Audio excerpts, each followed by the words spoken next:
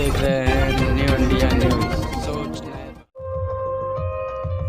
नमस्कार, मैं अरविंद प्रताप पुनः आप सभी दर्शकों का न्यू इंडिया न्यूज़ में हार्दिक स्वागत करता हूं।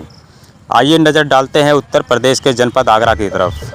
आगरा में एक मॉडल शॉप का वीडियो तेज़ी के साथ सोशल मीडिया पर वायरल हो रहा है, जहां दीपावली के उपलक्ष्य में रामबाग मॉडल शॉप के द्वारा ओवर रेट पर ज़बरदस्ती शराब और बियर की बिक्री का मामला प्रकाश में आ रहा है।